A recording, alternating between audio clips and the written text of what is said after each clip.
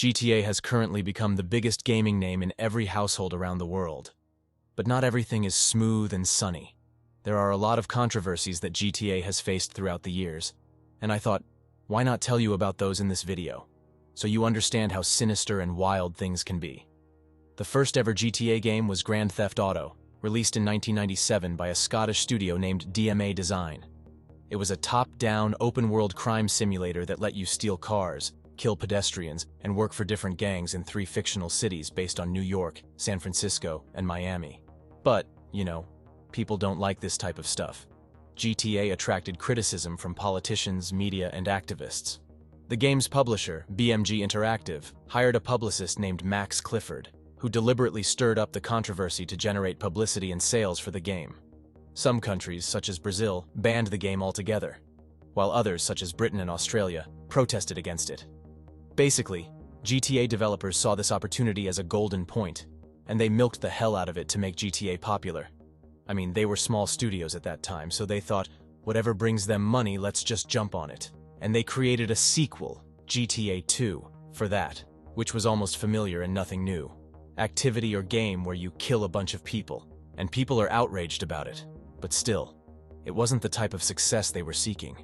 This might be the biggest GTA controversy to date. The GTA San Andreas coffee mod controversy was a scandal that erupted in 2005 when a modder named Patrick Wildenborg discovered and unlocked a hidden minigame in the PC version of the game. The minigame allowed players to engage in that stuff with their in-game girlfriends, using various button prompts to control the action. You know what I'm talking about. The mod quickly spread online and attracted the attention of media, activists, and politicians who denounced the game for its explicit and interactive sexual content. Rockstar Games tried to play it, initially claiming that the mod was created by hackers who altered the game's code, but later admitted that the minigame was part of the original design and was disabled before release. Let me tell you that the controversy led to several consequences for Rockstar and the gaming industry. The game's rating was changed from mature to adults only by the ESRB, which meant that many retailers refused to sell it. Rockstar had to recall and re-release a patched version of the game that removed the minigame entirely. The company also faced several lawsuits from consumers, investors, and regulators who accused it of fraud, deception, and false advertising. The scandal also prompted the introduction of the Family Entertainment Protection Act, a bill that aimed to regulate and enforce video game ratings but was ultimately rejected by the US Congress. Now, can you imagine the scale of this controversy?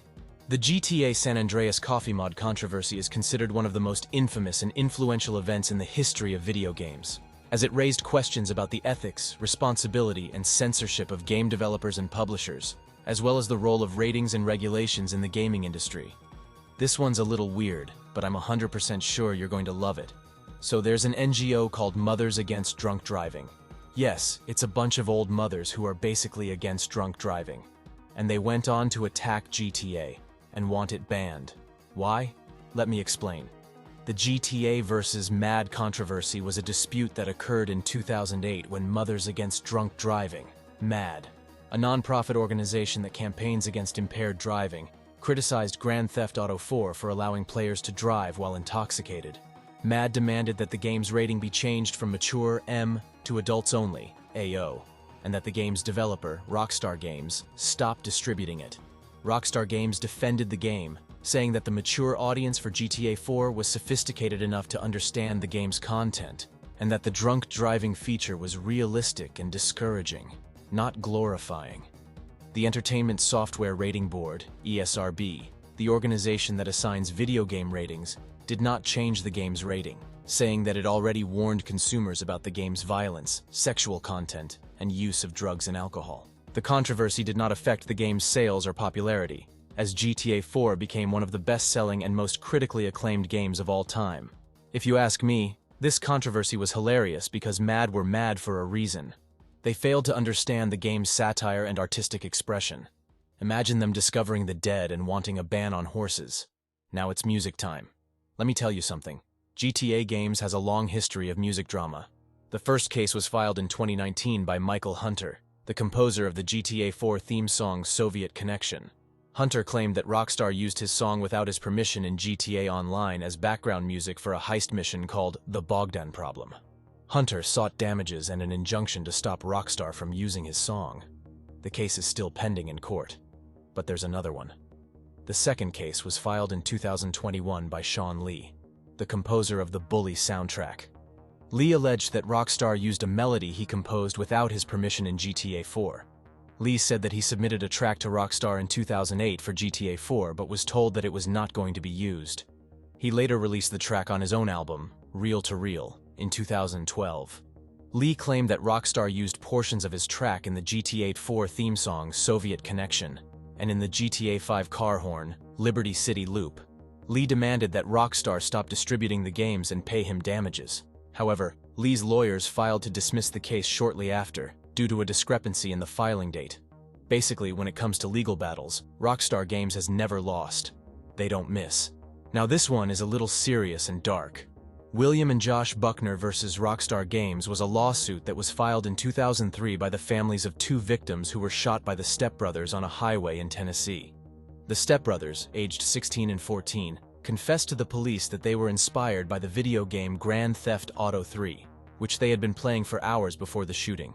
They said they wanted to copy the game's scenario of shooting at passing cars. The lawsuit claimed that Rockstar Games was negligent and liable for the shooting, as they had created a game that encouraged violence and desensitized players to the consequences of their actions.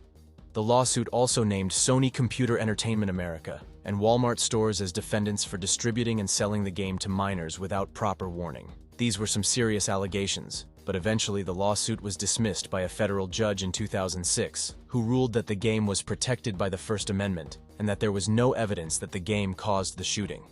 The judge also stated that the stepbrothers were solely responsible for their own actions and that the game was not intended to be a realistic simulation of criminal behavior. There's another case like this that I think you all know about. Devin Moore was a teenager who shot and killed 3 people at a police station in Alabama in 2003. He confessed that he was influenced by Grand Theft Auto Vice City. He was sentenced to death in 2005, but his execution was stayed in 2009 pending a review of his mental state. This case was made by Jack Thompson, a lawyer who had a history of suing video game companies for their violent content.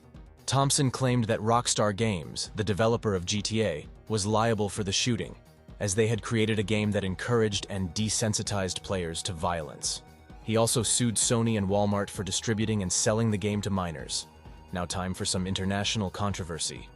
The GTA games have had a turbulent history in Australia, as they have faced censorship, classification, and controversy over their violent and sexual content.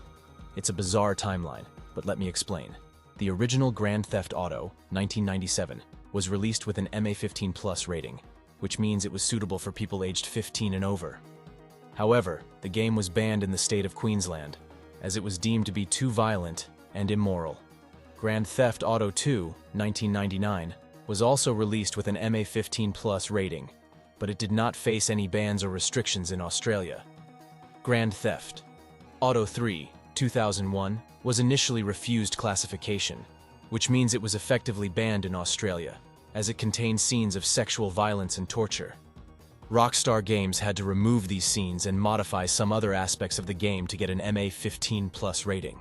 Grand Theft Auto Vice City, 2002, was also refused classification at first, as it contained a mission that involved killing a politician. Rockstar Games had to remove this mission and make some other changes to get an MA15+ rating. Grand Theft Auto San Andreas, 2004, was released with an MA15+ rating, but it was later revoked and banned in Australia as the infamous Hot Coffee mod revealed a hidden mini-game that allowed players to engage in explicit sexual activities. Rockstar Games had to recall and re-release a modified version of the game that removed the mini-game and got an MA15+ rating again. Grand Theft Auto 4, 2008, was also initially refused classification as it contained scenes of drug use and sexual violence. Rockstar Games had to remove these scenes and make some other adjustments to get an MA15+ rating. Grand Theft Auto 5, 2013, was the first GTA game to be released with an R18+ rating, which means it was suitable for people aged 18 and over. This was possible because Australia introduced a new classification system for video games in 2013, which allowed for more mature and realistic content. But some retailers, such as Target and Kmart, decided not to sell it. This was the entire war for the GTA games, but eventually Australia let them in. But just because GTA 5 made its way to Australia, that doesn't mean it was without its controversies. Enter the most sad people in the world: video game journalists.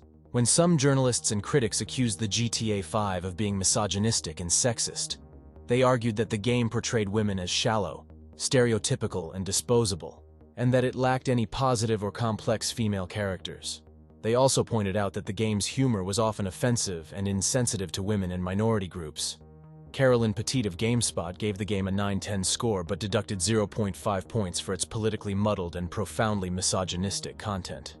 She said that the game has little room for women, except to portray them as strippers, prostitutes, long-suffering wives, humorless girlfriends, and goofy new-age feminists were meant to laugh at.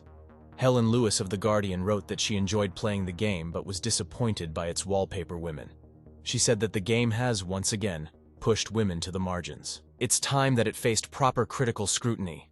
Tom Bissell of Grantland said that the game was one of the most misogynistic gaming experiences of this generation. He said that the game seems to hate women, who exist solely to be killed, screamed at, or divorced. I hope they finally feel some comfort after seeing Lucia in GTA 6. Now time for some political drama, shall we? In 2005, Hillary Clinton, who was then a senator and a potential presidential candidate, criticized Grand Theft Auto San Andreas for its hidden hot coffee mod, which allowed gamers, you know what? We just talked about that.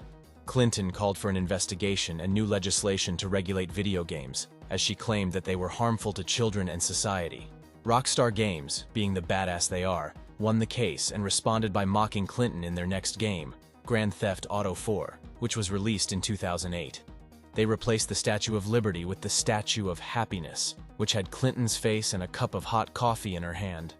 The statue also had a tablet with the words, "No hidden content this time" on it, which was a reference to the hot coffee mod. Now, that's what we call a burn. Now, let's retouch the Jack Thompson saga. Jack Thompson was a lawyer who had a history of suing video game companies for their violent content, especially the Grand Theft Auto GTA series by Rockstar Games. He claimed that the games caused harm to children and society, and that they were responsible for several shootings and murders committed by young gamers. In 2007, Thompson filed a lawsuit against Rockstar Games, Take-Two Interactive, Sony, and Walmart, seeking to block the release of GTA 4, which was scheduled for 2008. He argued that the game was a public nuisance and a threat to national security, as it depicted terrorism and violence.